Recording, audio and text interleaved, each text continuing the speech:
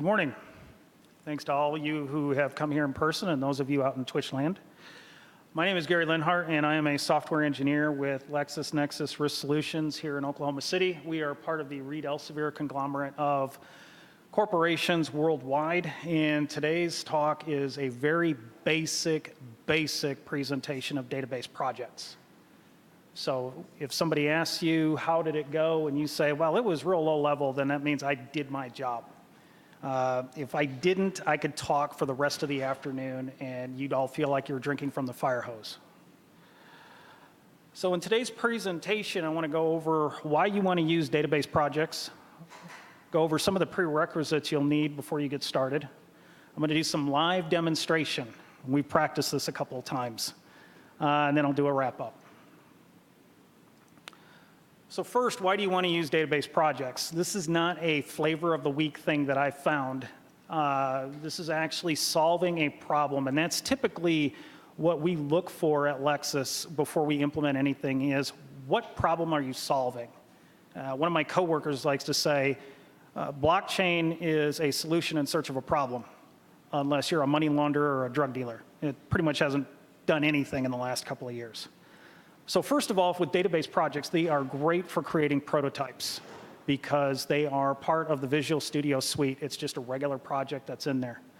They are fantastic for remote development. If you log into the mothership, download your source code, and then you disconnect, it can work independently.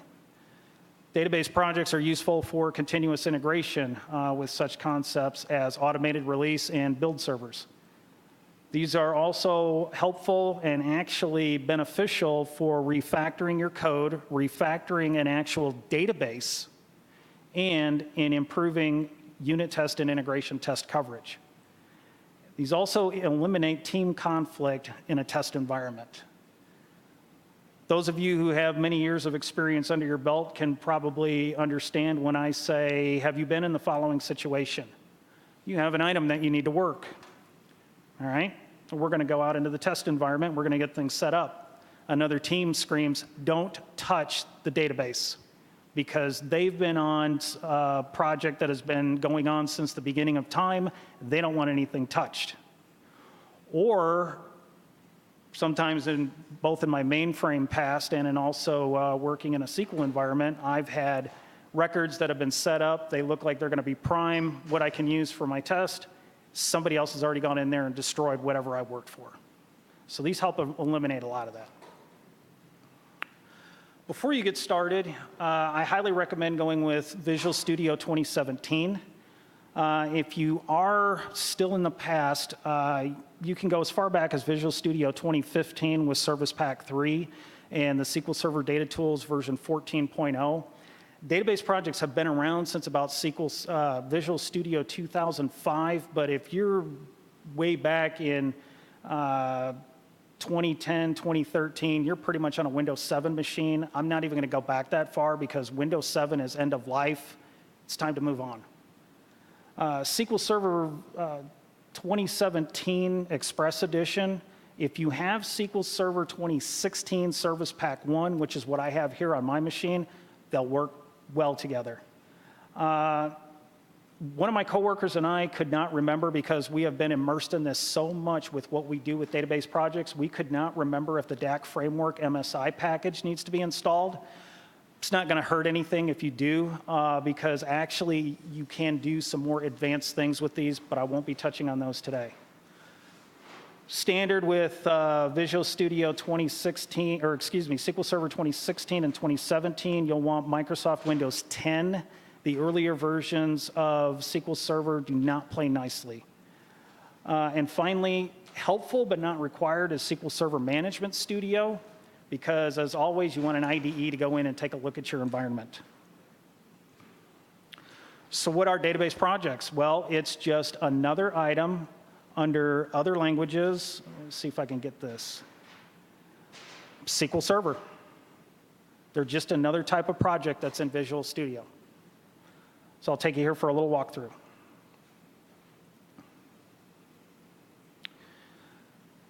Visual Studio 2017, IDE. I'm going to start off brand new. And we're going to act like we are creating a database project from scratch. So as you can see, SQL Server database project. I'm going to throw that in.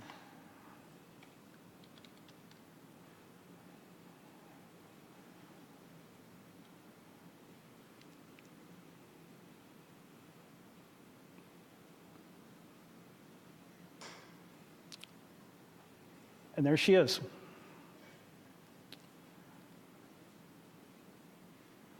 Look at my properties. Let's see if I can get this to, sorry.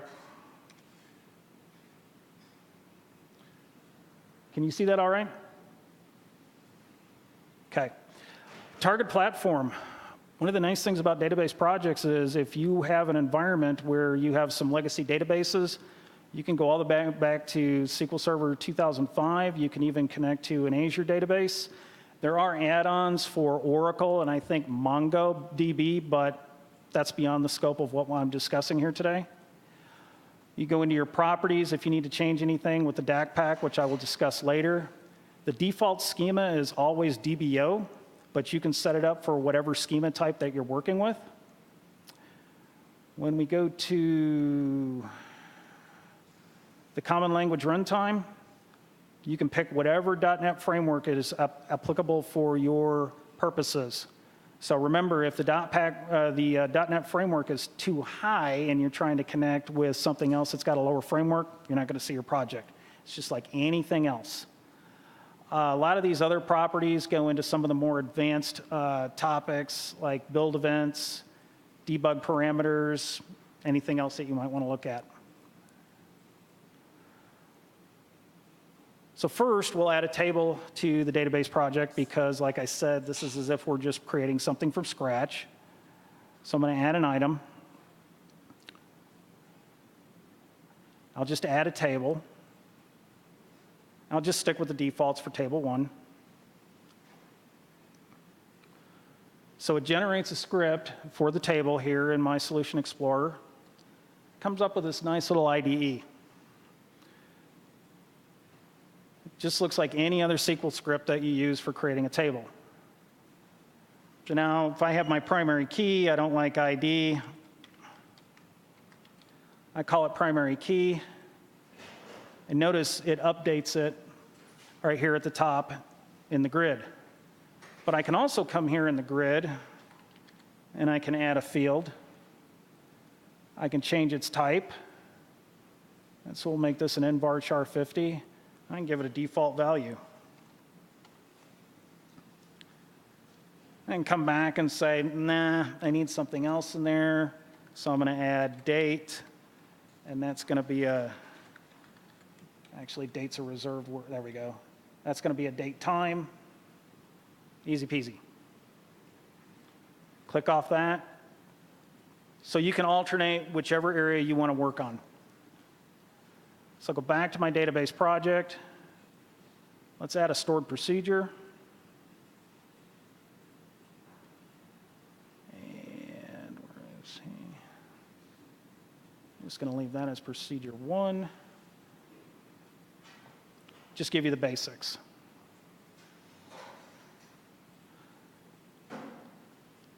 Once you're satisfied with all that, the key is this thing going to compile? We'll right-click, and we'll build. And I got a good build. So now we want to take a look at what does this produce. We went under Database 1. And database projects create what's called a DAC pack. What is a DAC pack?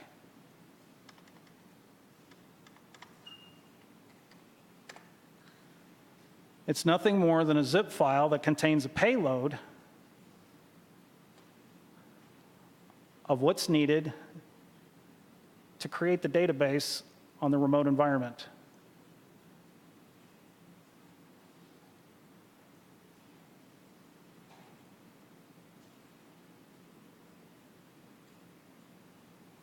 Table structures, checksum keys, everything that's needed.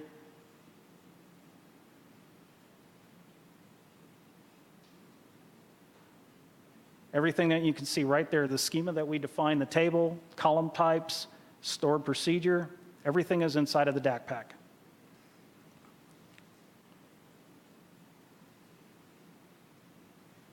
So I'll take that.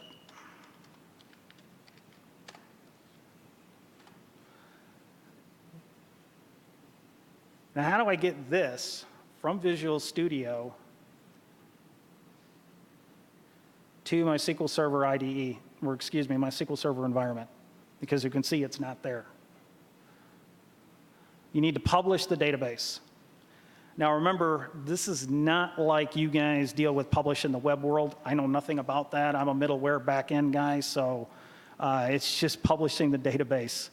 So come down here. I'm going to select publish.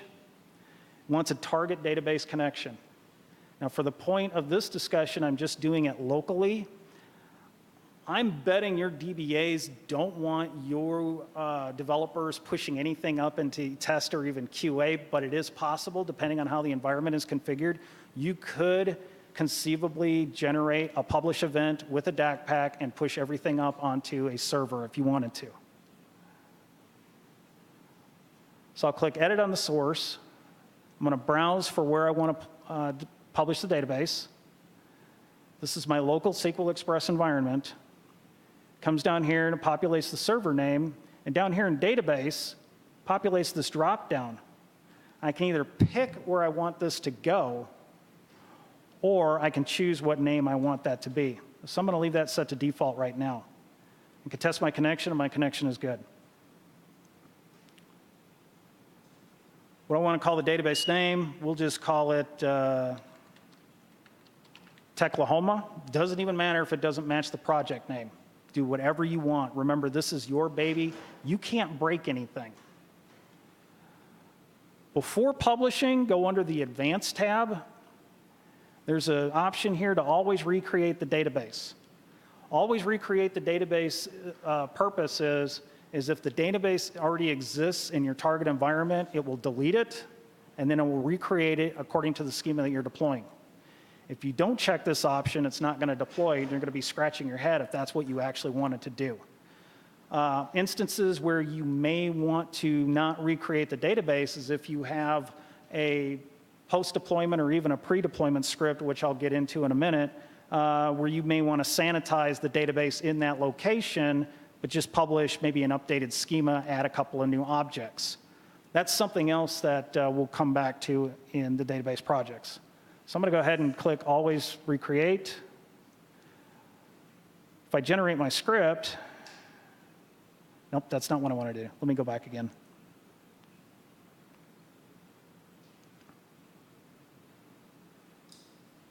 There he is.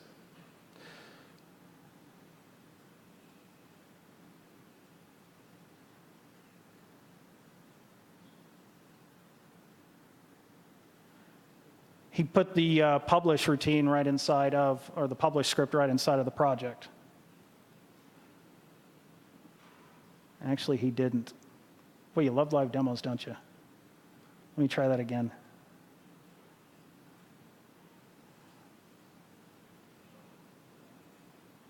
Go back to here.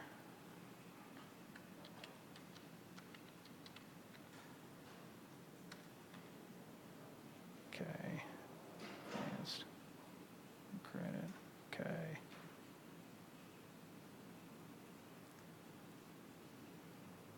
And I got a green light down here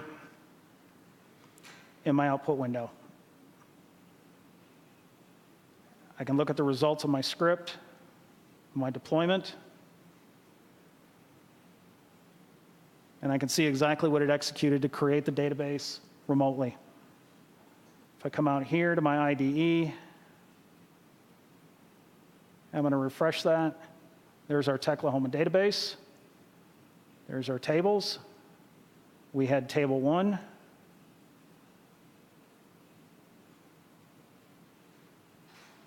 We had our primary key, our name, and the date.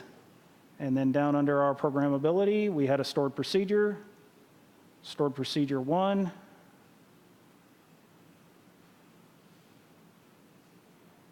and we just had a bare bones stored procedure that we deployed. Okay.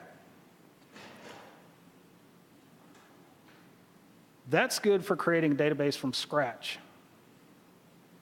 What if I wanted to use a database that exists, like in my production environment or even my QA environment?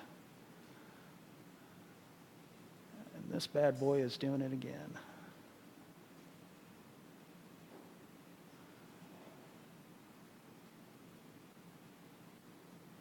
I have a copy of AdventureWorks here.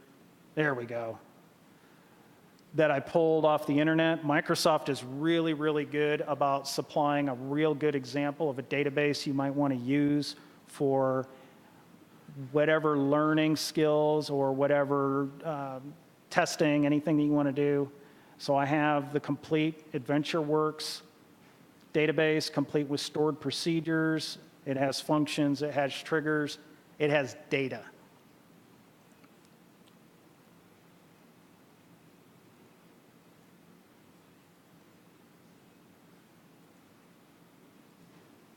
So I'll close out our test guy here.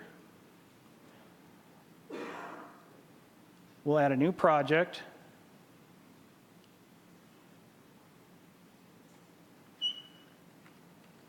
And I'll just shorten it to Adventure instead of AdventureWorks because we're doing some testing.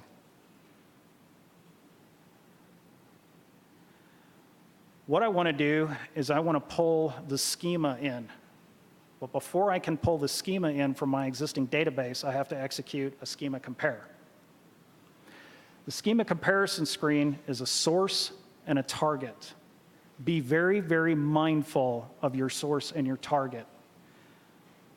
You don't want your project to be in the source and then maybe another project be in the target. If your DBAs have your rights and roles set up properly, if you try to point this to a live environment, it's going to fail. So this button right here in the middle swaps my source and my target. Click on the options. We're going to come up with our object types.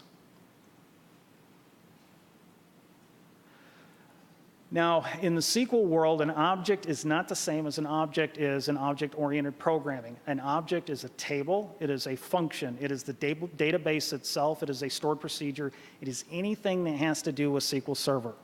So when it says objects, don't say, oh, well, I'm creating an object and then I'm going from there. No, object is just what I covered. You can limit what objects you want to pull in. You can select all the objects. For this instance, I'm going to go ahead and grab everything except the following. I don't want database roles, or excuse me, I don't want application roles. I don't want database roles. I don't want permissions. I don't want role memberships.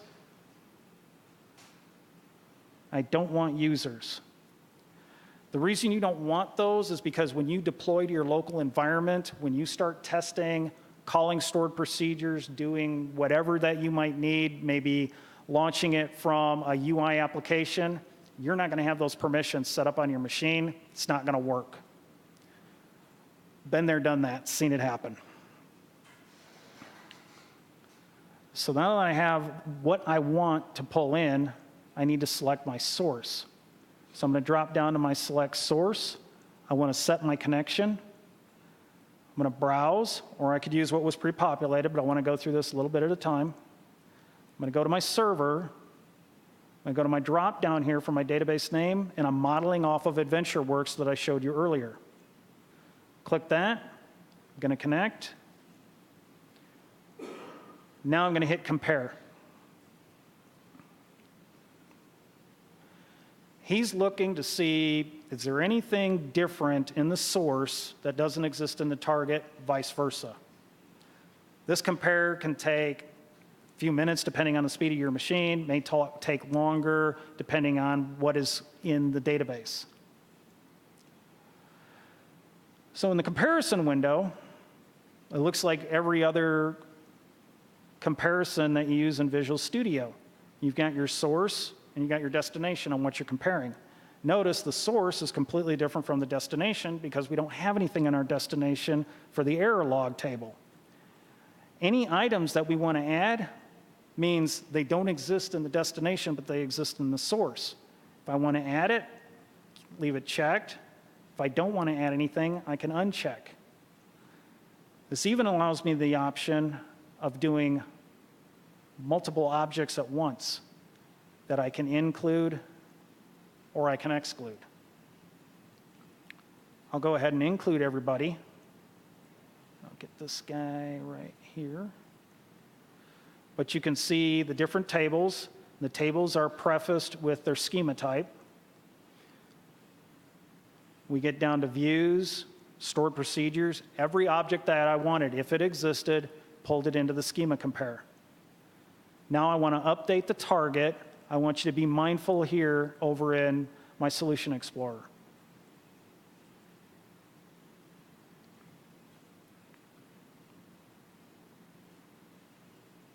Bingo.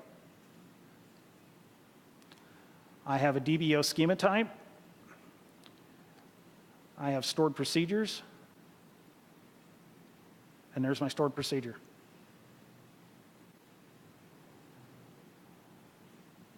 I have tables with a SQL statement that's needed to create the table, issue constraints, issue triggers, whatever you need.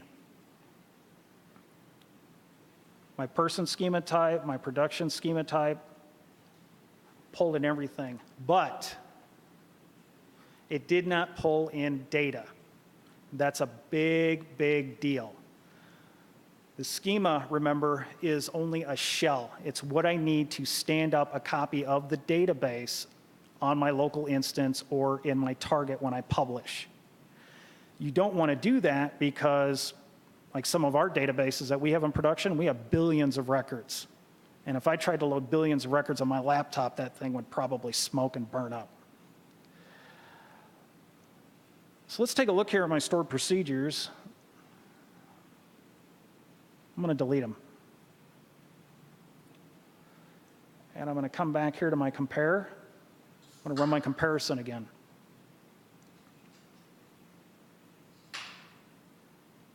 He says, hey, I went out there and I took a look.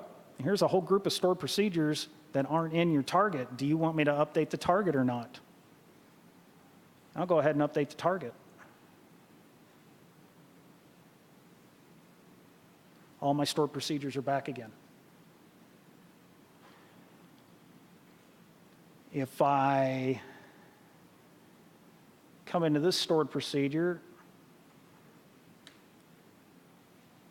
delete a small bit of the contents, run my comparison again, and this is the get manager employees stored procedure. Notice the comparison is showing me there's something missing in my target versus my source. I'll update the target. Yes, sir. What was the question? It's going to do the entire stored procedure, or the entire object, I should say. Hit the wrong one. And so he put everything back in there again. I have not tinkered with the ability to merge, so I don't know if you can do that or not. However, that doesn't mean you couldn't manually edit if you wanted and edit the file as needed. But it's just like any other compare that you do in Visual Studio. You can see any differences, and that'll alert you if that's going to be a problem or not. Okay.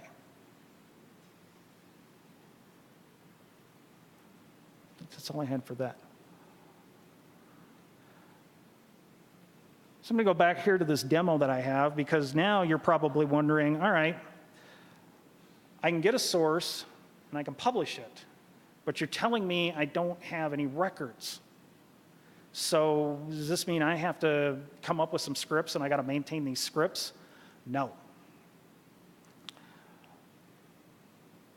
This is a version of the AdventureWorks database that I created called Project Demo, and I manipulated some of the data.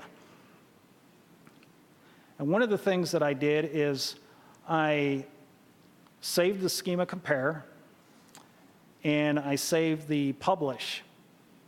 These are just like any other file in Visual Studio. You can save what you need, put it wherever you need. I typically keep these grouped together with the database project because I'm a big believer in separation of concerns and helping set some standards that we're using right now. And I create a folder called scripts. And under scripts, you'll notice I have post-deployment scripts. With a database project, you can have post-deployment and pre-deployment scripts. There can only be one post-deployment script and only one pre-deployment script. You can have one of each, but there can only be one of that each. All right? As you notice here, I used an underscore in front of my AdventureWorks post-deployment script because I want that to sort to the top of my list. I'm really weird about wanting stuff to be easy to find, not only for myself, but for the next guy who comes down and picks up this code base. The post-deployment script,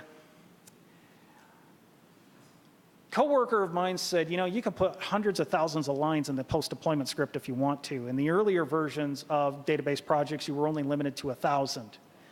Now, I don't know about you, but I don't want to be the one who has to go and troubleshoot over 1,000 lines of code that's populating multiple tables or even updating or modifying multiple stored procedures to find what I'm after. So thankfully, with the post-deployment script and the pre-deployment script, you can set these up so that they will call what you want to seed your data.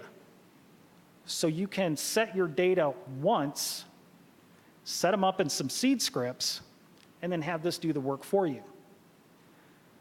So you can set up, if you're the developer, like in the work that I'm doing, all my reference tables, boy, I get those all in my seed scripts.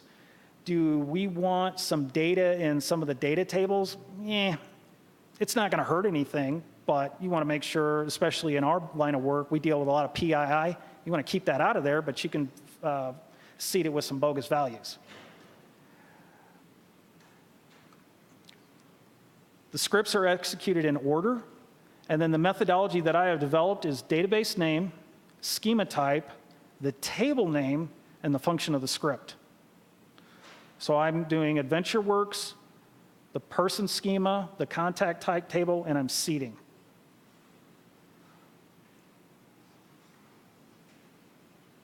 I have all my seed scripts here for the tables that I chose. I'm going to go ahead and I'm going to rebuild the project first to make sure that it does build. Okay, I have a good build. If, for example, in any of these tables, and potentially even a stored procedure, if there is any kind of dependency on another object and that object does not exist, this will fail. I've encountered that in a lot of our legacy databases that we've been working to identify that need to be cleaned up. SQL is really good about one thing. If you want to add an object and it references another object, that object has to exist. But if you delete something, well, he doesn't care. Once it's in there, it's whatever it's going to do. It'll sit there for years and not do anything until you try to execute that object, and then you get a dependency error. That script, that table doesn't exist, that function doesn't exist. A view will crash because tables are missing. So I got a good build. And so you guys don't think I'm pulling the wool over your eyes. This is my AdventureWorks refactor. I'm going to drop that thing.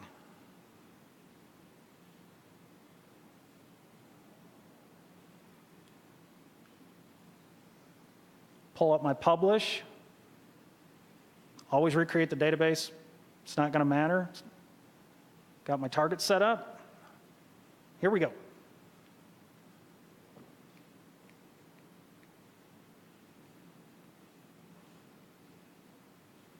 Oops. That is actually part of the live demo. This is to demonstrate to you what can happen if you think you're humming along and you get an error because, as I said, the project won't build or won't deploy. In this case, it won't deploy. Well, I can look at my preview, I can look at my script, and I can look at what happened when it executed. So I'll come down here to the results, to see just what happened when it was executing.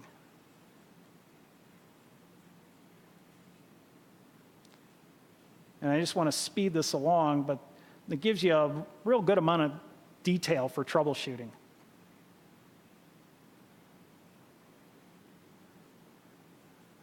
Oops, this particular table that I was seeding doesn't have an identity property. Good to know. And as a couple of you may have noticed, I put a little tickler in here on the country region seeding script that I wanted to set that up like that. I have my set identity insert on.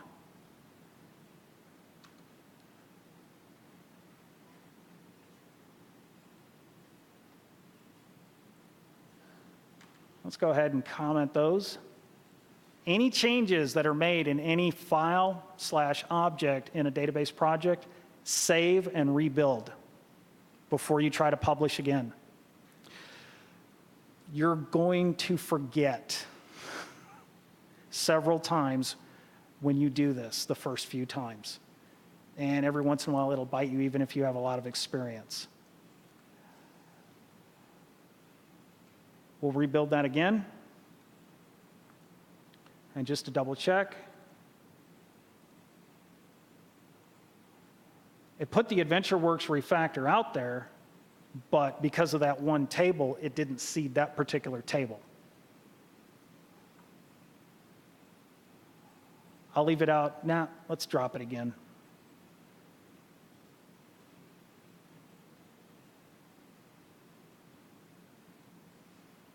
All right.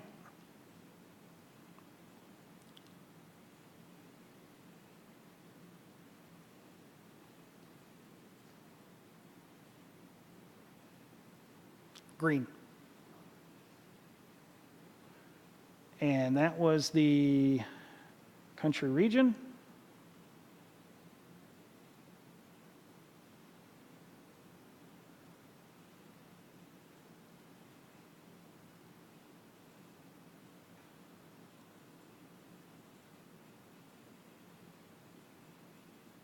And there's my data. Now to show you some differences, not phone number.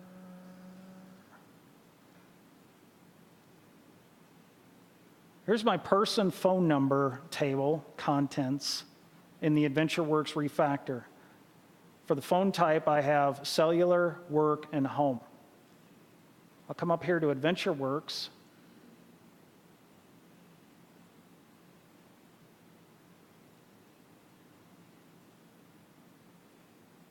This says sell, home, and work. Under sales.sales reason, on the AdventureWorks database, price, promotion, magazine advertisement, television advertisement, manufacture, review, demo event, sponsorship, quality, and other.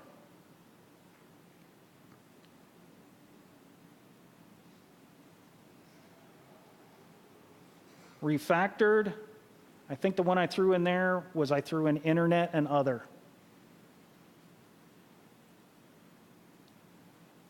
Just take a look at one of these seed scripts. It just looks like any other SQL script that you would write.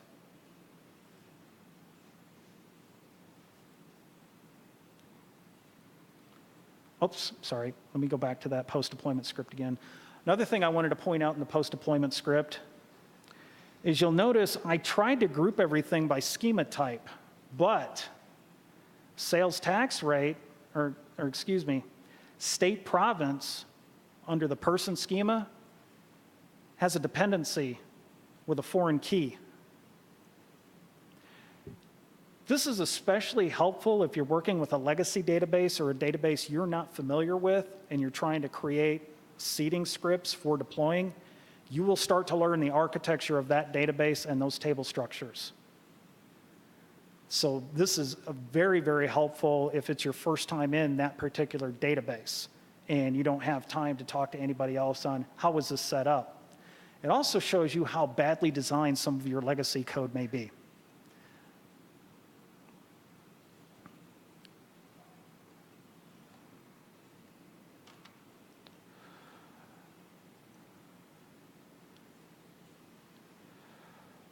So some of the successes that we've had at LexisNexis is we're doing a lot of legacy database cleanup, as I alluded to earlier. One of our developers works with a group in Florida. They refactored an entire database that was just polluted with orphan stored procedures, orphan tables, views that didn't have any links that worked anymore. And they refactored it to the point that because that database is only used by one application, the entire schema is kept within a database project and stored in source control. So any changes they make to the database, they will update that schema from production, pull it right into the source control, update, and go on to whatever they're doing on that sprint. They can keep different versions of what's in source control on what's been worked on a sprint, merge those changes into one complete release. Remote development. We have one developer who works with our Boca Raton office and lives in Dallas. He called me one day and said, I'm having a problem with my VPN connection. I'm trying to work on this desktop application, and every time I try to do some modifications or test what I've changed, I get broken away from the database. Is there any way I can do database projects in order to fix this? I said, absolutely. Took me about 3.5 hours of tutoring him through this. He went the extra step of throwing in a compiler directive, so it took away the manual step of what was written into that application of changing what environment it was deploying to manually. Just change your compiler directive, it points to the correct environment, or for what you do with one of these local databases, points to the local instance, and he can work on his own and then upload his changes later. Continuous integration. We are working to implement automated builds and releases in our work environment. Database projects are one of the keys that we need because we do not want anything that does not have a 100% pass rate from being released on the build server.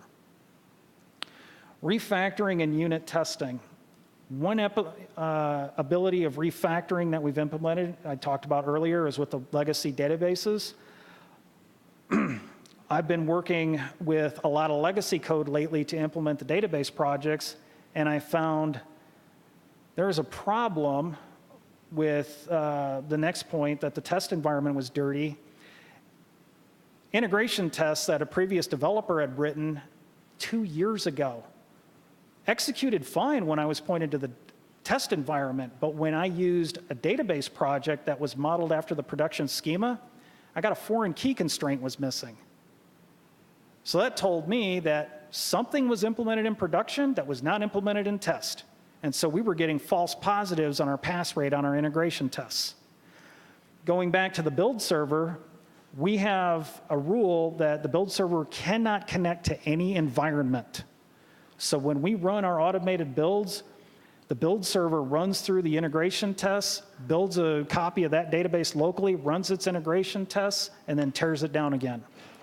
One of the keys with unit tests and integration tests is we're always looking for repeatable results that are guaranteed. Database projects are going to do that for you.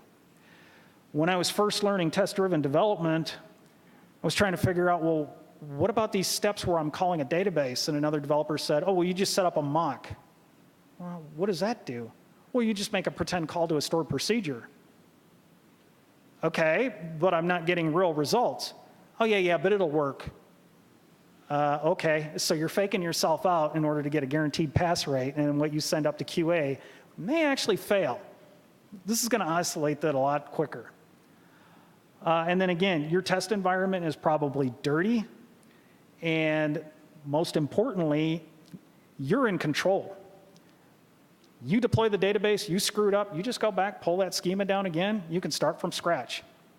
You can have multiple schemas if you want to. Choice is yours. So to sum it all up, database projects are just another project type in Visual Studio. They're really helpful for improving your development cycle, but the thing I really want to get across to you all is this seems like a lot. When I first got into it, I was wide-eyed, dizzy. I'm dealing with guys that have 10 and 15 years experience, and they're still going cross-eyed when I present this concept to them. Once you get into it, your first couple of deployments are probably going to fail spectacularly. But after a while, they get to be second nature to the point where you say, I'm not going to do a development cycle without implementing these in my source code. Some great references if you want to learn more about database environment or projects. There's a good course on Pluralsight, but unfortunately it's dated back in using 2010. It goes into a lot more detail. It's about an hour and a half long.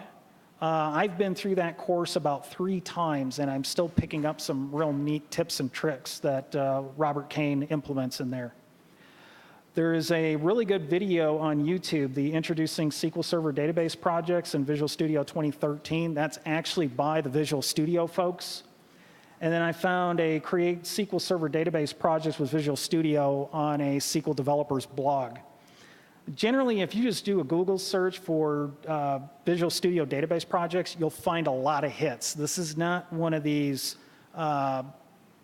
diamonds in the rough that you have to search for forever. There is a lot of information that's out there.